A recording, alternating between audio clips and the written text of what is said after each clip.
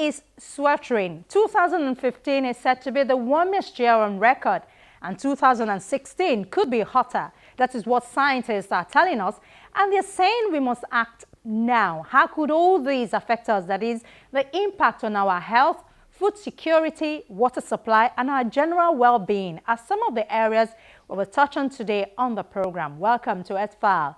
I'm Ayola Kasim. Inaction on climate change could see temperatures rise by 6 degrees Celsius or more. Global average surface temperatures in 2015 were likely to reach what the United Nations Weather Agency called the symbolic and significant milestone of 1 degree Celsius above the pre-industrial era. A preliminary estimate based on data from January to October showed the global average surface temperature for 2015 was around 0.73 degrees Celsius above the 1961 to 1990 average of 14 degrees Celsius and around 1 degree Celsius above the pre-industrial 1880 to 1899 period. Unfortunately, the news are not good news. And this year, 2015, will make history for a number of reasons. One of them is, and I'm repeating what we said just a few weeks ago, is that we have broken new records for the concentration of greenhouse gases, as you know. CO2, methane, nitrous oxide, and a few others, we have broken once again absolute records of that.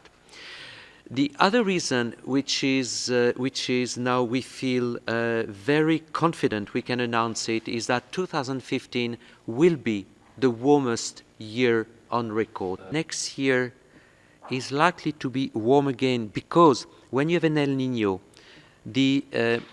statistically the impact of the El Niño is not only on this side of the El Niño, but it has also an impact over the next 4, 5, 6 months, which itself will influence the temperature next year.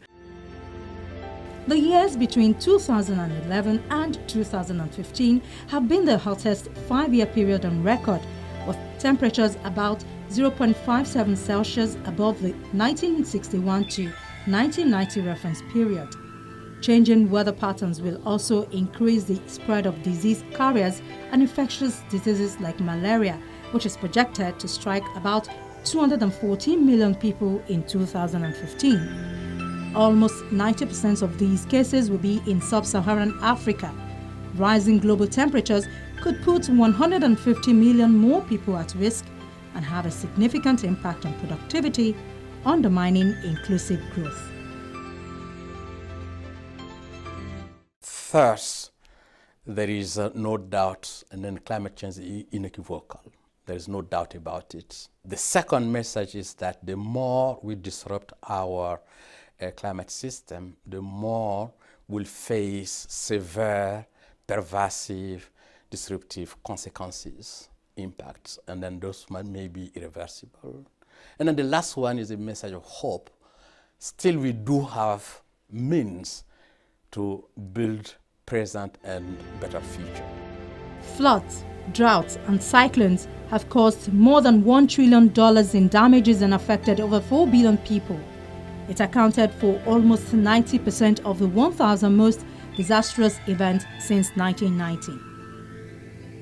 The poor will suffer the most. They often live, farm, or hold assets in areas more exposed to droughts and floods, which puts their homes, crops, and livestock at greater risk. Most have little access to bank accounts or social safety nets, like health insurance, so they pay more than 50% of their health costs out of pocket. Without secure savings or public support, they often cannot recover from disasters or obtain treatment when sick. Climate change is also expected to threaten food security, potentially causing global crop losses of up to 5% by 2030. This could force food prices higher, especially in sub-Saharan Africa and South Asia, where the majority of the world's extreme poor live. Such a scenario would make access to food more difficult, and by 2030 could leave another 7.5 million children facing nutritional and cognitive difficulties. For instance, they said that they want the 2-degree target by the end of the century.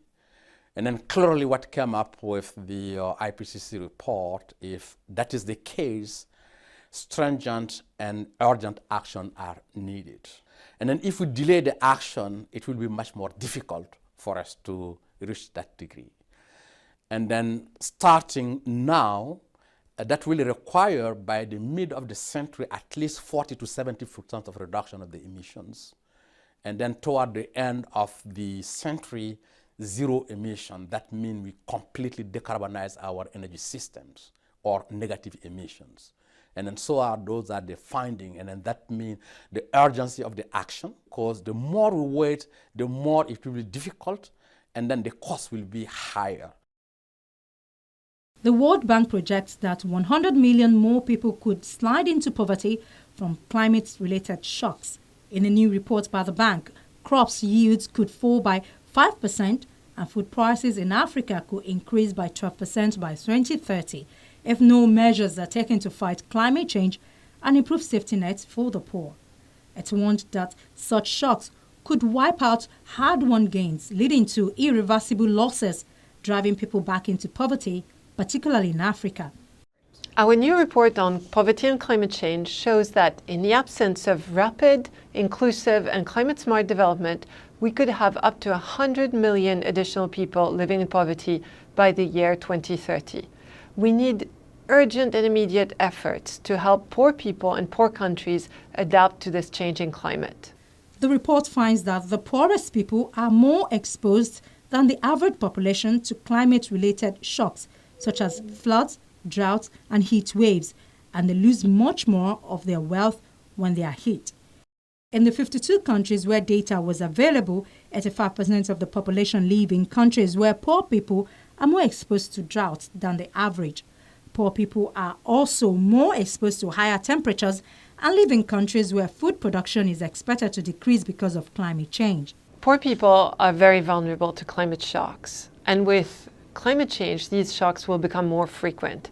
So it is urgent to accelerate the implementation of the kind of policies we've been working on, such as heat-resistant crops, better social safety nets to help people who've been affected with natural disasters, and other preventive measures to help people protect themselves against malaria and against other kinds of diseases.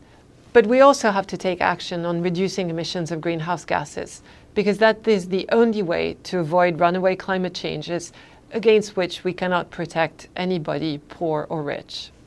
The World Bank says with climate change, those shocks will become more frequent, so it is urgent to accelerate the implementation of the kind of policies that need to work on the heat-resistant crops, better social safety nets to help poor people who have been affected with natural disasters, and other preventive measures to help poor people protect themselves against malaria and against other kinds of diseases.